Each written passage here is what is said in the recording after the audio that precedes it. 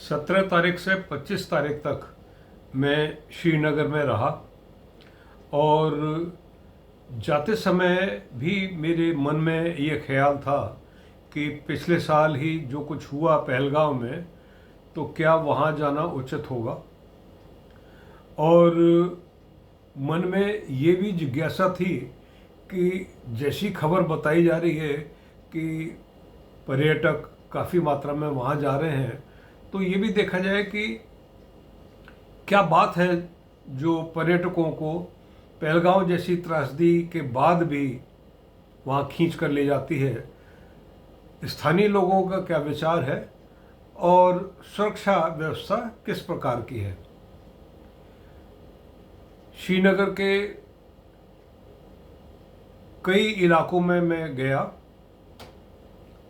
और जैसा कि होता है रस्मी तौर पर कोई भी टूरिस्ट अगर श्रीनगर जाता है तो पहला पड़ाव उसका डल लेक होता है। तो मैं भी डल लेक गया, बेटा साथ में था। दरअसल बेटे बाप की जोड़ी ये श्रीनगर एक इस उद्देश्य के साथ गए थे जो मैंने पहले ही बताया कि देखें कि वहाँ सुरक्षा व्यवस्था से आम आदमियों का विश्वास कितना जुड़ गया, बढ़ गया। वहाँ ये देखें कि पर्यटक किस प्रकार से वहाँ जाकर आनंदित होते हैं और स्थानीय निवासियों का क्या रुख है, क्या इसमें कोई तब्दीली आई है या नहीं आई है। तो बाप बेटे की जोड़ी ने जहाँ हर तरह से श्रीनगर में आनंद लेने के अवसर थे वो आनंद भी लिया। यात्रा बड़ी सुखद रही और साथ ही साथ हमने वो भी किया जो एक सुरक्षा विशेषज्ञ के नाते, एक आर्मी बैकग्राउंड के ऑफिसर के नाते एक नेचुरल सा अप्रोच होता है। तो डल लेक में मैंने देखा कि शायद ही कोई शिकारा ऐसा होगा जिसमें कोई सवारी ना बैठी हो। कोई ऐसा शिकारा नहीं था जहाँ गंदगी हो, सफाई, अच्छी खूबसूरती के साथ सजावट।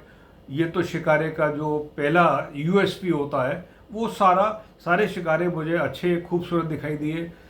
अच्छे से उनकी साज सज्जा की गई थी और शिकारों के जो चलाने वाले थे चेहरे पर एक आभा थी इस विश्वास की कि ये जो पर्यटक आए हैं उनसे उनके घर में रोटी अच्छे से बनेगी, घर में बरकत आएगी।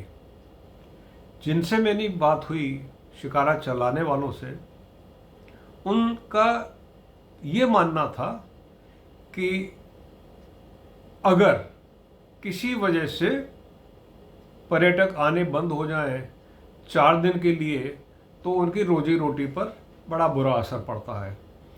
एक ट्रिप के ये शिकारे वाले 3,000 रुपये लेते हैं। मान लीजिए कि उन्होंने 10 चक्कर लगाए दिन में, जो कि आम बात है, तो 30,000 रुपये की दिहाड़ी, 30,000 रुपये की इनकम प्रतिदिन उनकी होती है।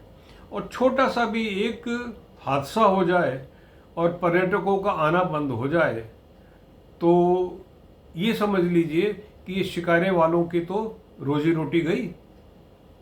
और ये सिर्फ शिकारे वाले ही नहीं है, डल लेक में फ्लोटिंग मार्केट है।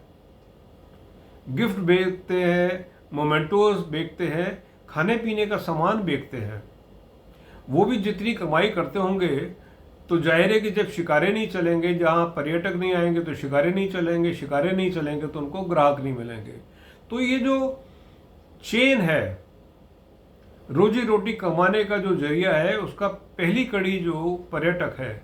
और मेरे इंटरेक्शन में मैं उनके साथ इस बात को साझा कर पाया कि दरअसल कश्मीर में आने वाले लोग जो पर्यटक हैं उनके पास बहुत सारे ऑप्शन हैं।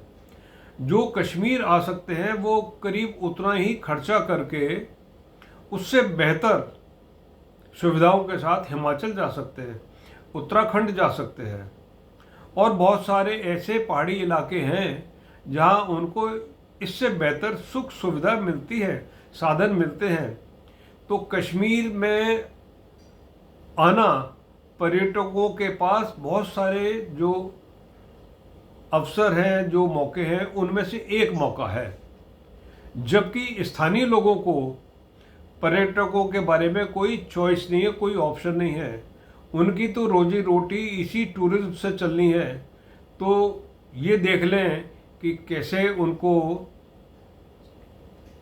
स्वागत करें, उनका सम्मान करें और उनको कंफर्टेबल बनाएं, उनको मेहमानों की तरह से व्यवहार करें और उनको ये एहसास कराएं कि श्रीनगर में उनका स्वागत है।